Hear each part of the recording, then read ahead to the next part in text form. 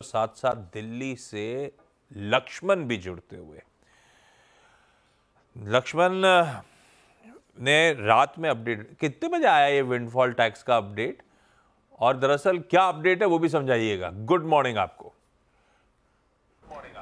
जी good morning. दरअसल सच पूछिए तो वित्त मंत्रालय की तरफ से जो जानकारी आई वो तो सुबह आई है 7 बजे के आसपास, लेकिन हमने ये जानकारी सबसे पहले बताई थी एक्सपोस्ट के जरिए अपने दर्शकों को कि विंडफॉल टैक्स जो है वो सरकार ने घटा करके अब जीरो कर दिया। ये कल शाम में करीब 8 बजे 9 बजे के आसपास मैंने बता दिया था। और ये जो जीरो किया गया है इसका मतलब ये नहीं कि विंडफॉल टैक्स खत्म कर दिया गया है। जो पहले 1800 रुपये प्रति टन था विंडफॉल टैक्स कच्चे तेल पे, उसको घटा करके जीरो किया गया है। और इसका मतलब ये होता है कि नोटिफिकेशन है, जब भी कच्चे तेल की कीमतें बढ़ेंगी तो सरकार इस जीरो से बढ़ा करके आगे कर सकती है।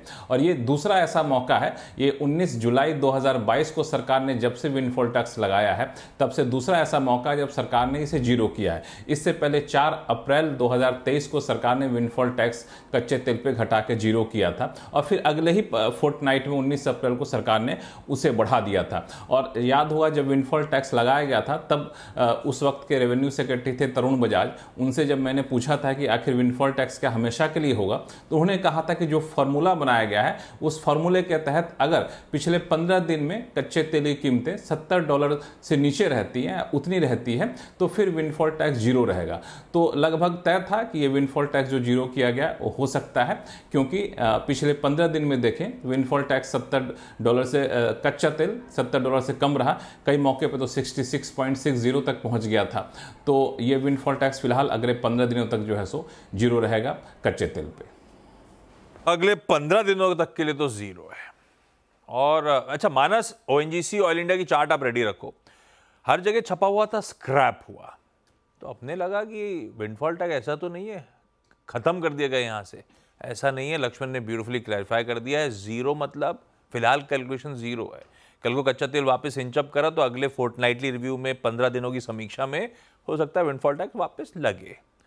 तो स्क्रैप होने से कंफ्यूज मत होइए, बस इस समय जीरो ही, पहले भी हो चुका है एक बार जीरो और फिर से एक बार जीरो हुआ है, क्योंकि कच्चा तेल काफी कूल ऑफ हो गया था।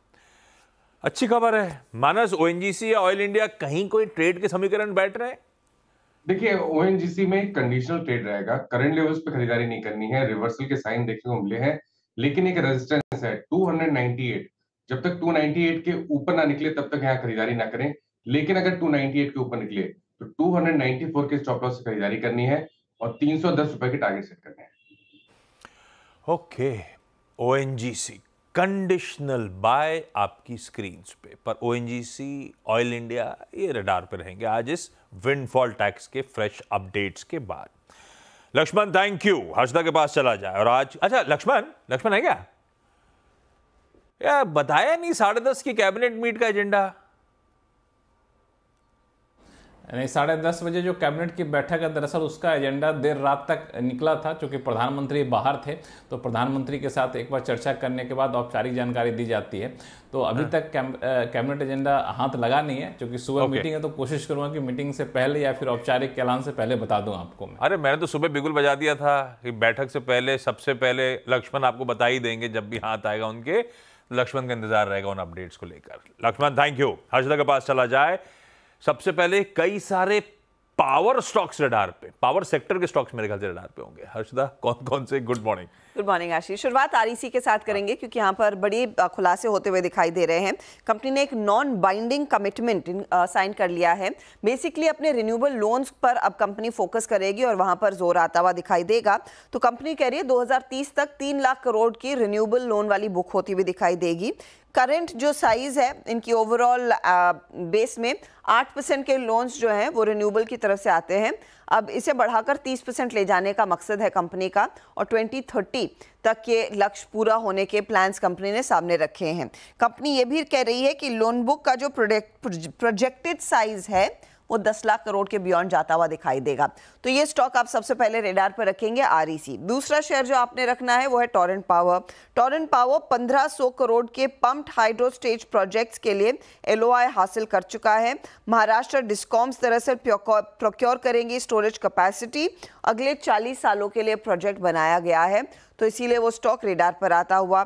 तीसरा स्टॉक, इसकी हम बहुत कम बात करते हैं लेकिन खबर आई है तो इस पर नजरें रहेंगी मार्केट भर की, वो है रिलायंस पावर। रिलायंस पावर की तरफ से एक स्टेटमेंट आया कल, एक्सचेंज फाइलिंग में उन्होंने कहा है कि सभी जो इनकी गारंटी ऑब्लिगेशंस थे विदर्भ इंडस्ट्रीज पावर लिमिटेड की तरफ, वो सेटल हो चुके हैं। आउटस्टैंडिंग डेट 3,872 करोड़ का वो क्लोज कर दिया गया है और इस समय बुक्स पर कोई डेट नहीं है। ये रिलायंस पावर की तरफ से अपडेट आया, तो वो भी स्टॉक आज ध्यान रखिएगा, रेडार पर होना चाहिए। सतपुत्र साहब, टॉरेंट पावर का चार्ट रेडी रखिएगा। चतुर्मुदा साहब, आरईसी, पीएफसी कुछ रखा है क्या पोर्टफोलियो में? नहीं, तो जैसे मैंने ऑलरेडी अभी कवर किया एनटीपीसी के बारे में, आज तो हमें तो पावर सेगमेंट काफी पसंद है, बट इस सेगमेंट में भी आप देखेंगे कि जो हमें स्पेस पसंद है उसमें खास तौर पे जैसे मैंने एनटीपीसी की बात की, साथ ही कुछ एंसिलरी प्लेस जैसे कि अपार इंडस्ट्रीज हो गया, केईआई हो गया, जो वायर्स एंड केबल्स सेगमेंट जो बहुत बड़े बेनिफिशियरी होंगे इस पावर ट्रांसमिशन के प्ले में, वो हमें काफी पसंद है। डिस्ट्रीब्यूशन के तौर पर हमें पावर ग्रिड काफी पसंद है। तो ये जो स्टॉक्स हैं वो हमारे पोर्टफोलियो के अंदर बने हुए और इस थीम पे हम काफी ओवरवेट है इस समय पे। जब आपने पढ़ाई करवाई थी हम लोग को, वो